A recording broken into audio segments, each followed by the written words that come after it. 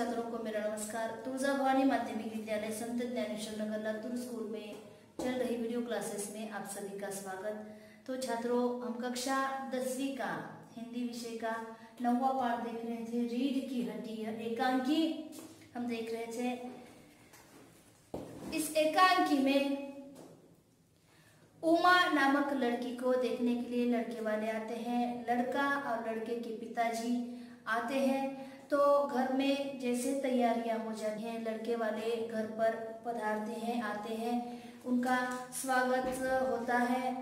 और वहाँ पर जैसे कि लड़की कुछ नाराज है कि लड़की को देखने के लिए आ रहे हैं और लड़की की जो माँ है अपने पति से कह रही है कि तुम्हारी बेटी जो है मुंह फुला कर बैठी है। उतने में उनका नौकर आता है और धीमी आवाज में कहता है कि बाबूजी बाबूजी। इसका अर्थ है कि मेहमान आ गए हैं, लड़के वाले आ गए हैं, लड़के का पिता और लड़का वहां पर आ रहे हैं। और वहां पर उनकी और जैसे कि औपचारिकता के लिए हम कहते हैं कि कुछ तकलीफ तो नहीं हुई घर ढूंढने में। वो कहते हैं कि नहीं, तांगे वाला जानता था, इसलिए हम सही रास्ते पर यहाँ पर आ गए हैं। यहाँ तक हम आ गए थे। रामस्वरूप उमा के पिता यहाँ पर कहते हैं कि और कहिए शंकर बाबू, कितने दिनों की छुट्टियां हैं। लड़के से अब पूछताछ होती है कि कितने दिनों की छुट्टियां हैं, तुम कितने दिनों के लिए यहाँ पर आए हो। शंकर लड़का जो है उत्तर देता है, जी कॉलेज की छुट्टियां नहीं है, बस वीकेंड में चला आया था। कॉलेज की तो छुट्टियां नहीं है, वीकेंड में मैं चला आया था। रामस्वरूप, तो आपके कोर्स खत्म होने में तो अब साल भर रहा होगा। और आगे कहते हैं कि आपका जो कोर्स चल रहा है उसे खत्म होने में 1 साल तो रह गया होगा। शंकर उत्तर देता है कि जी यही कोई साल 2 साल, कई साल 2 साल, साल 2 साल। रामस्वरूप कहता है साल 2 साल। शंकर हाँ हाँ जी, 1 आध साल मार्जिन रखता हूँ, मैं 1 आध साल मार्जिन रखता हूँ। गोपाल प्रसाद अपनी आवाज और तरीका बदलते हुए, और जो लड़के का पिता है गोपाल प्रसाद, वो अपने जरा आवाज का तरीका बदलते हैं और कहते हैं, क्या कहते हैं देखो, अच्छा तो साहब फिर बिजनेस की बात हो जाए। देखो ये जो शब्द यहाँ पर प्रयोग किया है, इसी शब्द से हमें पता चलता है कि यहाँ पर लड़की को देखने के लिए मेहमान या लड़के वाले घर पर आए हैं और ये बात इस प्रकार छेड़ी जाती है कि कोई बिजनेस चल रहा हो या कोई मार्केट से बाजार से कोई चीज खरीदनी हो, उसी को हम बिजनेस कहते हैं। लेकिन यहाँ पर गोपाल प्रसाद अपने बोलने की आवाज के तरीकों, बोलने का जो तरीका है, आवाज जो है बदलते हैं और क्या कहते हैं कि अच्छा तो अब कोई बिजनेस की कोई बात हो जाए। रामस्वरूप यहाँ पर कहता है चौंक कर कहता है कि बहुत बड़ी ये बात हो गई, चौंकने वाली बात हो गई।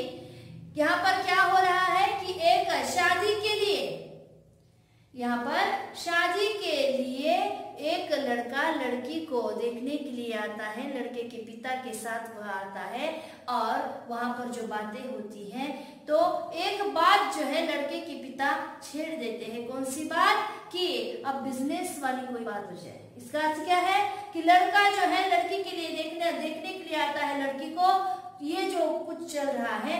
और फिर से क्या होता है कि लड़के वाले जो है लड़की से प्रश्न पूछते हैं कि तुम्हें क्या आता है, तुम्हारा नाम क्या है, तुमने कहाँ तक पढ़ाई की है, तुम्हें और क्या क्या आता है।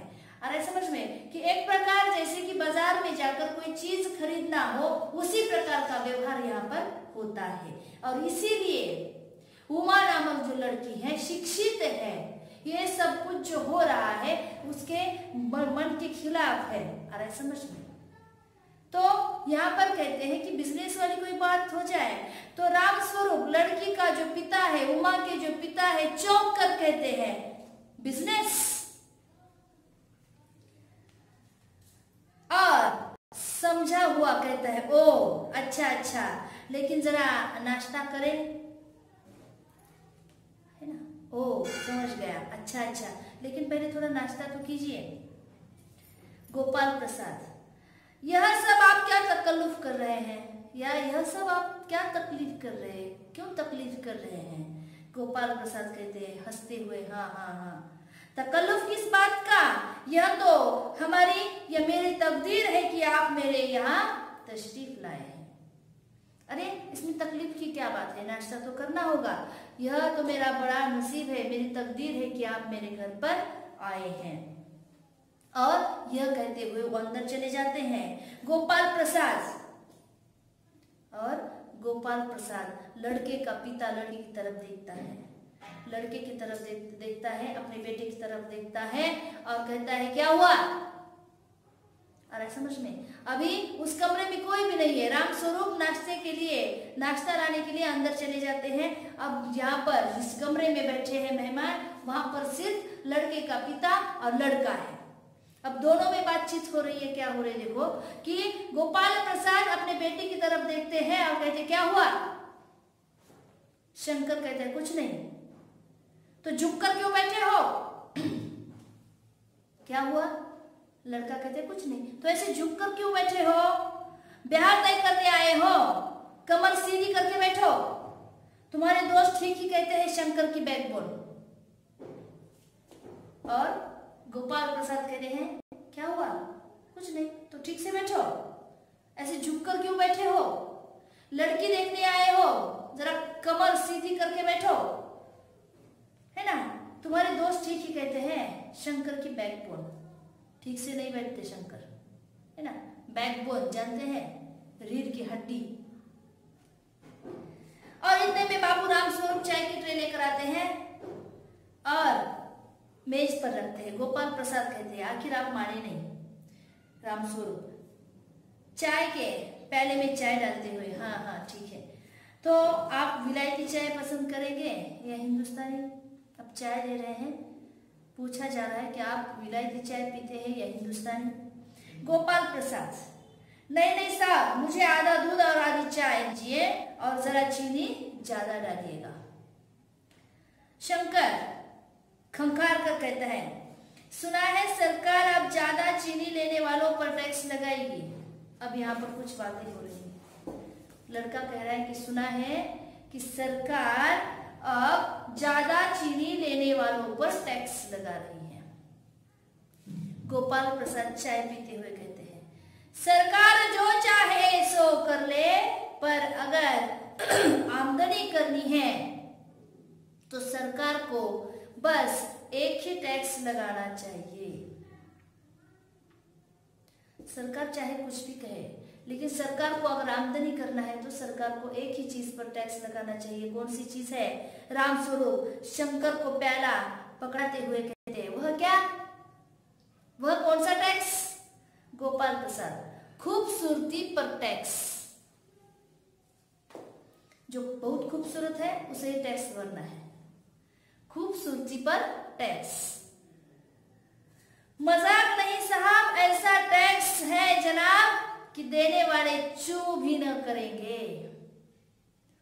ये ऐसा टैक्स है जनाब, आप जैसे कि मजाक नहीं है, यह मजाक नहीं है कि जो खूबसूरती पर टैक्स, कि सबसे ज्यादा जो खूबसूरत है उसे टैक्स भरना है। लेकिन यहाँ पर गोपाल प्रसाद कह रहे कि ये मजाक नहीं है साहब, कि यहाँ ऐसा टैक्स देने के लिए जो देने वाला है वो चू तक नहीं करेगा, क्योंकि उसे खूबसूरत कहा गया है, तो टैक्स हंसते हंसते दे देगा। राम स्वरूप जोर से हंसते हुए वाह वाह, खूब सोचा आपने, वाकई आजकल खूबसूरती का सवाल भी बेढंग हो गया है, हम लोगों के जमाने में तो यह कभी उठता ही न था। और राम स्वरूप कह रहे कि वाह क्या बात कही है आपने, कि सचमुच क्या हुआ है, वाकई आजकल खूबसूरती का ही या खूबसूरती का सवाल भी बेढंग होता जा रहा है। हमारे जमाने में तो ये सवाल उठता नहीं था। और तस्तरी ट्रे कहते हैं, तस्तरी गोपाल प्रसाद की ओर बढ़ाते हुए कहते हैं लीजिए। गोपाल प्रसाद समोसा उठाते हैं और कहते हैं कभी नहीं साहब, कभी नहीं, यानी हमारे जमाने में कभी खूबसूरती की बात उठती ही नहीं थी। राम स्वरूप कहते हैं अब लड़की का जो पिता है रामस्वरूप कहते हैं शंकर से, आपका क्या ख्याल है शंकर बाबू? तो आपका क्या ख्याल है शंकर बाबू? लड़के से पूछा जा रहा है प्रश्न। शंकर कहता है किस मामले में? किस मामले में? रामस्वरूप कहते हैं यही कि शादी तय करने में खूबसूरती का हिस्सा कितना चाहिए। यही कि शादी करते समय खूबसूरती का हिस्सा कितना चाहिए। गोपाल प्रसाद बीच में ही कहते हैं, शंकर कुछ कहे, लड़का कुछ कहे, इससे पहले लड़के के पिता गोपाल प्रसाद ही बीच में ही बोल देते हैं। क्या बोल देते हैं? यह बात दूसरी है बाबू रामस्वरूप, मैंने आपसे पहले भी कहा था लड़की का खूबसूरत होना निहायत ही जरूरी है और जायजा तो मिल ही गया होगा। क्या कहते हैं? मैंने आपसे पहले कहा था कि लड़की का खूबसूरत होना निहायत जरूरी है और जायजा तो मिलना चाहिए। जायजा का अर्थ है जन्म पत्रिका या जन्म पत्र। जो शादी ब्याह तय करते हैं तो लड़की की जन्म पत्र और जायजा जिसे कहते हैं और लड़के का जन्म पत्र दोनों को मिलाते हैं और अगर दोनों मिल गई, कुंडलियां मिल गई, जायजा मिल गया, जन्म पत्र अगर मिल गए तो शादी तय हो जाती है। यहाँ पर रामस्वरूप कहते हैं जी जायजे का मिलना क्या मुश्किल बात है? जन्म पत्र का मिलना क्या मुश्किल बात है? ठाकुर जी के चरणों में कुछ रख दिया तो जायजा मिल गया। जो ठाकुर है, जो पंडित है, जो जायजे को मिलाते हैं, उन्हें कुछ उनके पास कुछ पैसे रख दिए तो जो मिल गया, बस खुद ब खुद वह मिल जाएगा।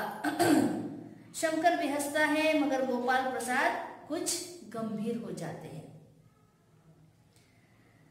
गोपाल प्रसाद कहते हैं लड़कियों को अधिक पढ़ने की जरूरत नहीं है, सिलाई पुराई कर ले बस।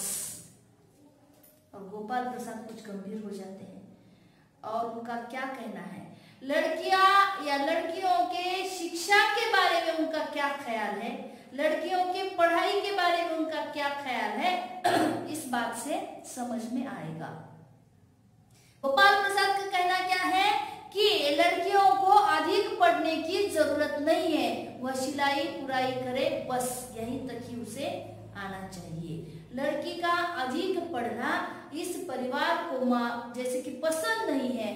जो पहली बार ही रामस्वरूप ने अपनी पत्नी से कहा था कि आज जो लड़की को देखने के लिए, उमा को देखने के लिए जो लोग आ रहे हैं उनका ख्याल ऐसा है कि वो खुद पढ़े लिखे हैं, खुद वकील है, खुद जो है सभा में जाते हैं आते हैं, लेकिन उनका कहना है, उनका मानना है कि लड़की ज्यादा पढ़ी लिखी न हो। तो क्या कहते हैं रामस्वरूप इस बारे में और क्या कहना है उमा का, हम अगली कक्षा में देखेंगे। इसी कक्षा में हम यहीं पर रुक जाते हैं।